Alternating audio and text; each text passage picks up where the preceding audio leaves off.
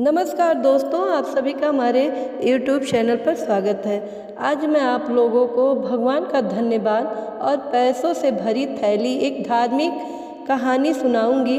अगर कहानी पसंद आती है तो लाइक कीजिएगा, कमेंट कीजिएगा, ज़्यादा से ज़्यादा शेयर कीजिएगा और हमारे चैनल को सब्सक्राइब कीजिएगा। साथ में बेल आइकन बटन को प्रेस कीजिएगा ताकि हमारे नए वीडियो का नोटिफिकेशन आप तक सबसे पहले पहुँचे।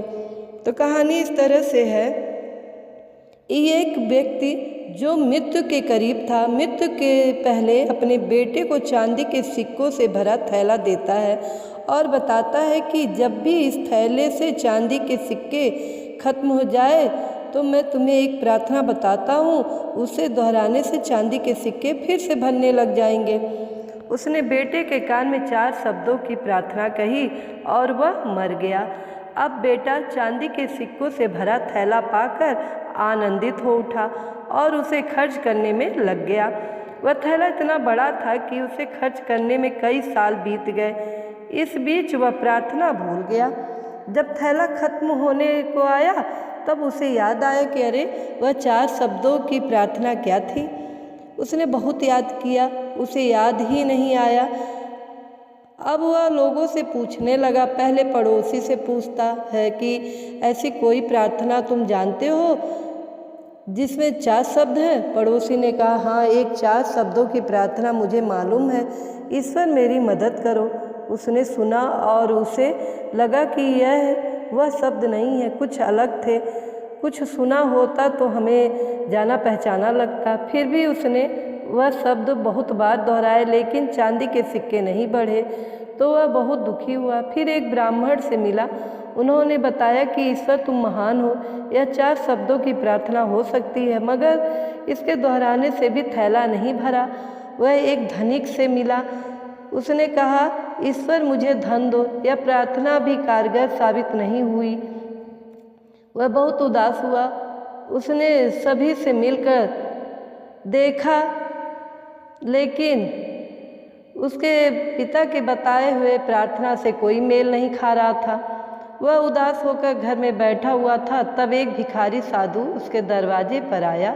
उसने कहा, सुबह से कुछ खाया नहीं है, खाने के लिए कुछ दे दो। उस लड़के ने बचा हुआ खाना भिखारी साधु को दे दिया। उस भिखारी साधु ने खाना खाकर बर्तन वापस लौटाया और ईश्वर से प्रार्थना की, हे ईश्वर तुम्हारा धन्यवाद। अचानक वह चौंक पड़ा और चिल्लाया कि अरे यही तो वह 4 शब्द थे। उसने वह शब्द दोहराने शुरू किए, हे ईश्वर तुम्हारा धन्यवाद, और उसके सिक्के बढ़ते गए। इस तरह उसका पूरा थैला भर गया। अब इससे समझ में आ गया कि जब उसने किसी की मदद की तब उसे वह मंत्र फिर से मिल गया, हे ईश्वर तुम्हारा धन्यवाद। यही उच्च प्रार्थना है, क्योंकि जिस चीज़ के प्रति हम धन्यवाद देते हैं वह चीज़ बढ़ती है। अगर पैसे के लिए धन्यवाद देते तो पैसा बढ़ता, प्रेम के लिए धन्यवाद देते तो प्रेम बढ़ता। इस कहानी से यह सीख मिलती है कि उसने जब किसी की मदद की तब उसे वह मंत्र फिर से मिल गया, हे ईश्वर तुम्हारा धन्यवाद। यही उच्च प्रार्थना है, क्योंकि जिस चीज़ के प्रति हम धन्यवाद देते हैं वह चीज़ बढ़ती है। अगर पैसे के लिए धन्यवाद देते तो पैसा बढ़ता, प्रेम के लिए धन्यवाद देते तो प्रेम बढ़ता।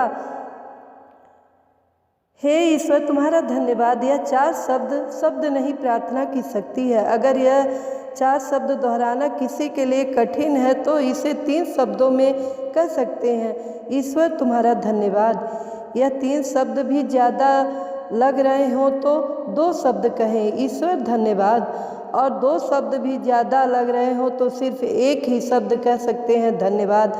आइए हम सब मिलकर एक साथ धन्यवाद दें उस ईश्वर को जिसने हमें मनुष्य जन्म दिया और उसमें दी 2 बातें, पहली सांस का चलना, दूसरी सत्य की प्यास। यही प्यास हमें भक्त बनाती है।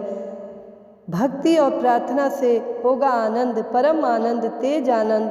बोलो जय श्री राम।